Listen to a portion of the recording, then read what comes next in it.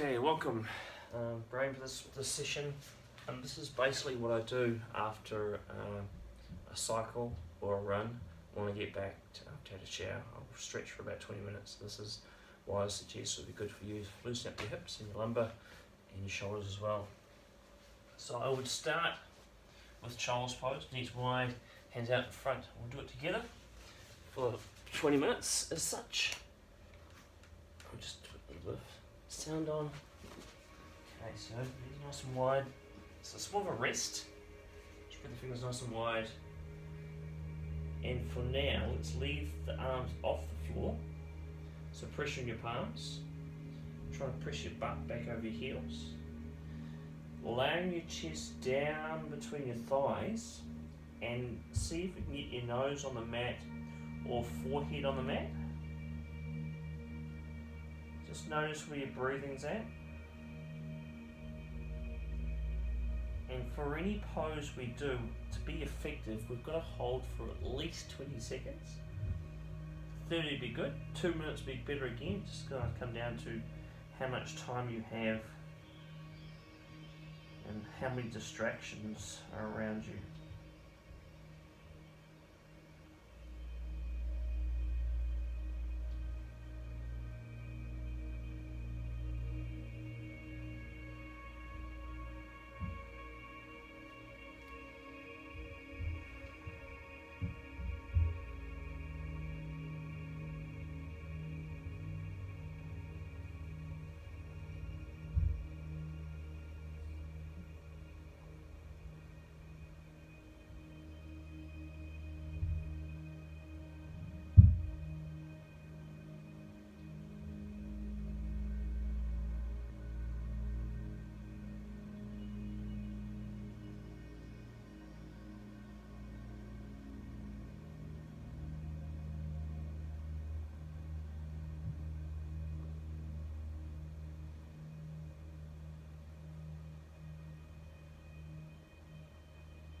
And when you come up a little higher, I'm going to lift up, in my case, my right hand.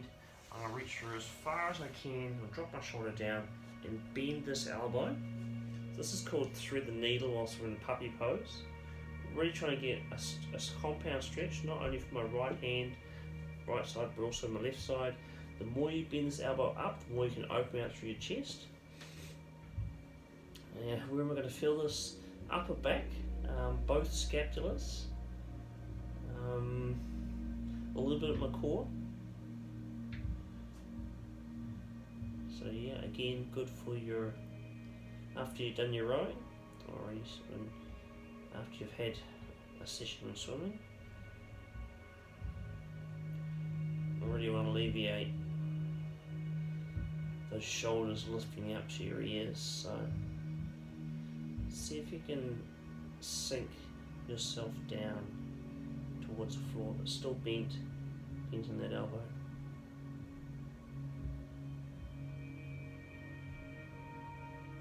Can be a little bit hard to breathe here, so we won't be here too long. I really want you to feel that. You can almost bring your shoulder blades towards each other and really feel that as well. Then we'll change sides. So other hand, in line with this hand. I'm going to reach through with this arm. Again, drop the shoulder, bend this top elbow.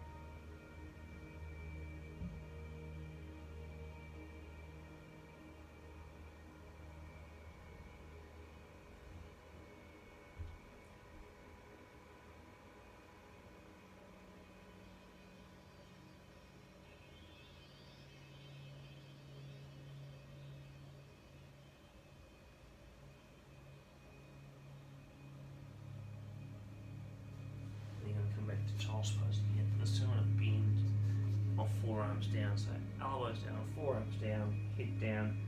And I mean, child's pose is quite a resting pose because it's a rest between some of the harder poses when we're scrunching up our rib cage.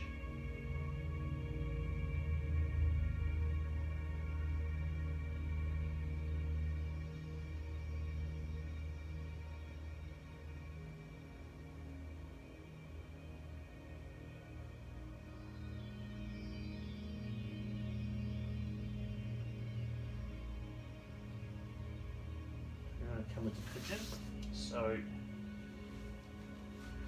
bring my left knee to my left wrist, have my foot tucked in close into my groin, leg long behind me. Now I'm trying to point those toes and press them along the floor to get your pelvis as close to the floor as you can.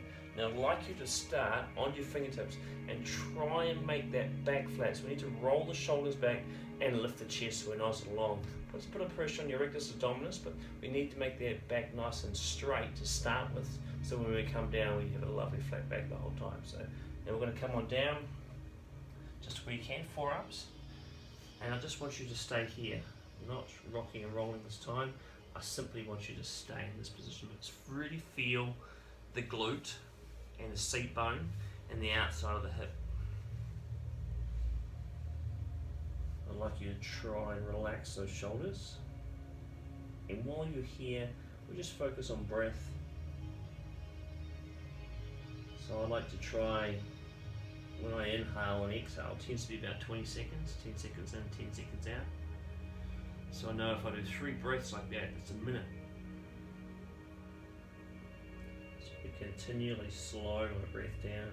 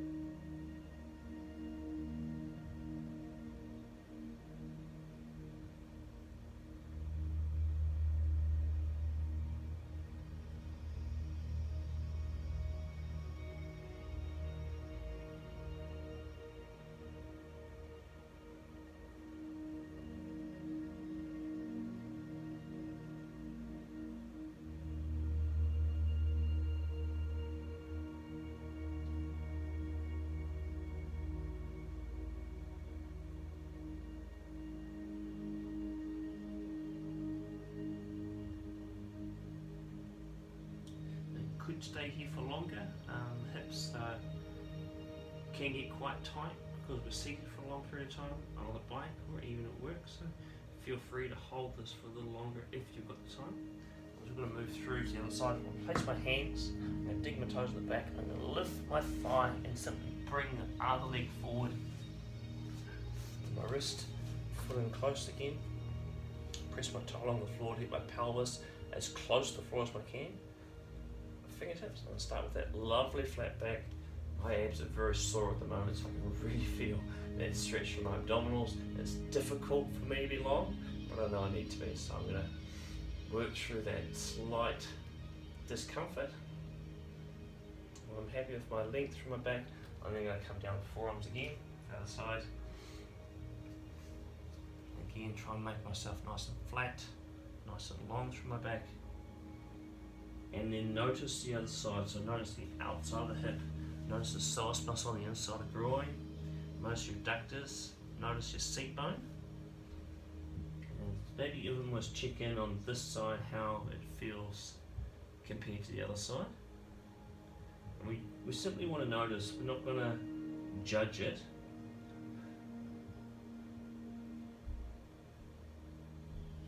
And again we start that slow breathing.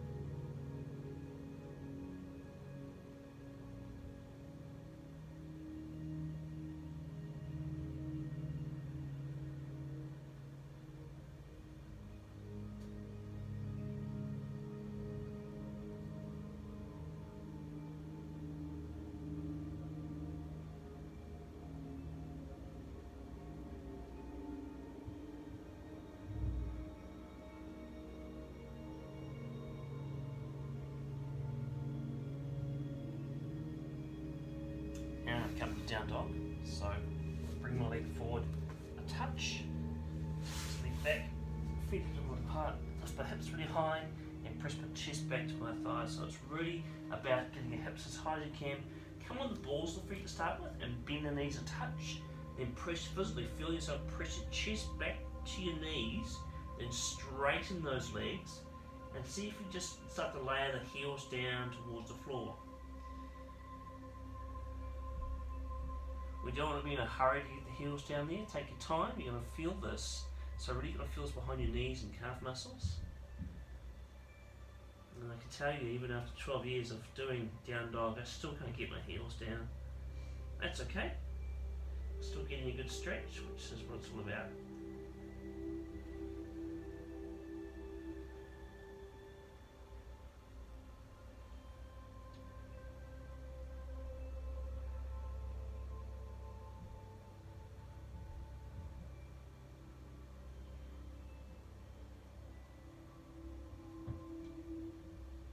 Right, now come on down. Seated. Legs in front, so a couple of twists for your thoracic spine. So it doesn't matter which leg, one leg across. The leg that's crossed over top, take that same arm back behind you. Reach your other hand down your shin and then pivot turn. Lift out of your waistline, be nice and tall. So the upper back, and take your eye gaze over that shoulder.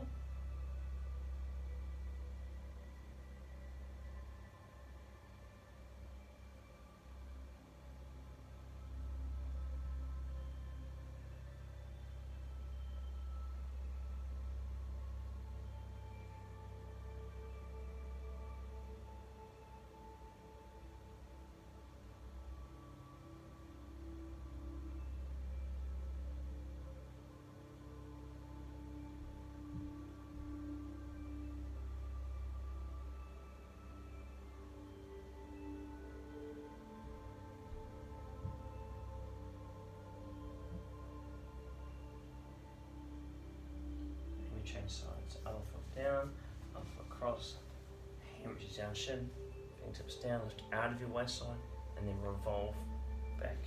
If you're lucky, you might get a click.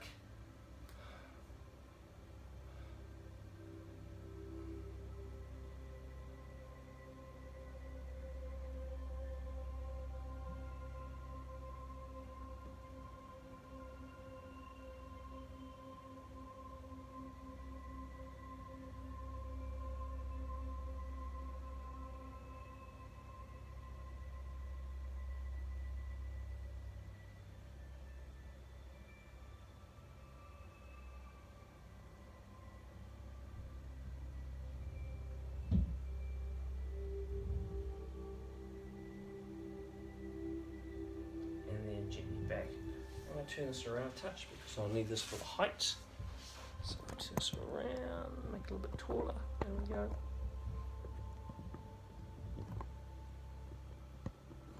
Okay, so coming into monkey pose, so legs straight, hands just below the shins, just below the knees on the shins.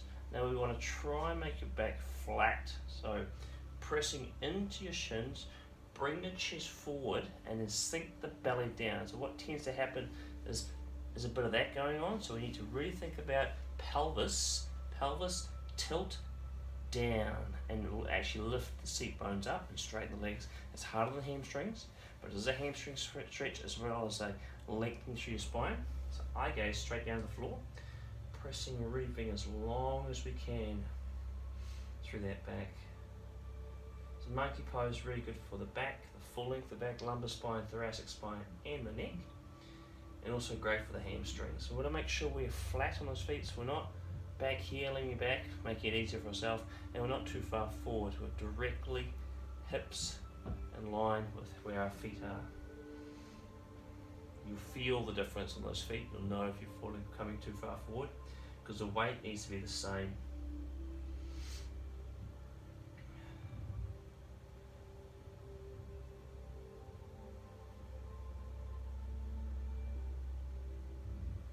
And a deeper one for our seat bones and our glutes, forward fold. So two options, forearms on thighs, legs must be bent, and we relax the head down. A slight lift into the tailbone. If you want to go a bit further, we simply place our hands on our ankles, going to bring our head right down, so really nestle those last two ribs between your thighs. Get the head as far down as you can. Try and relax the shoulders and neck, and then draw the tummy in a touch to look after our back. When we're in this position, the thought is to lift the seat bones up and not at the cost of lifting the chest off the thigh. So keep that chest here, keep the head hanging down, and we just work through possibilities of lifting these seat bones up towards the ceiling. So quite deep hamstring stretch towards the glutes.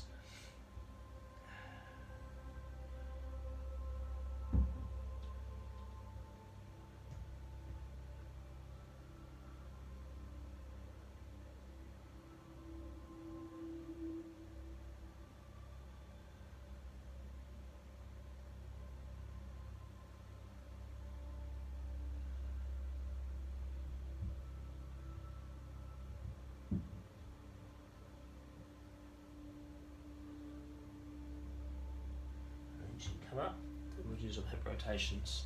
So, feet are still apart, hands on hips, and so we're going to rotate those hips one way for about 8 turns. So, really getting lots of length. I tend to come up off my heels as I come forward, and back onto my heels as I press back. And get as much roundness as I can. So you can imagine you've got a hula hoop stationary. You're trying to get your pelvis in the front, to the side, butt around the hoop, and back as well. So really, really wide, quite slow. So really good for the lumbar spine, great for your hips as well. You'll feel spaces where it's tight, and it's hopefully over the 7 or 8 turns you can start to feel that loosening up. It's a really good one for our lumbar spine and our posture. And we'll go the other way, yep, so then back the other way.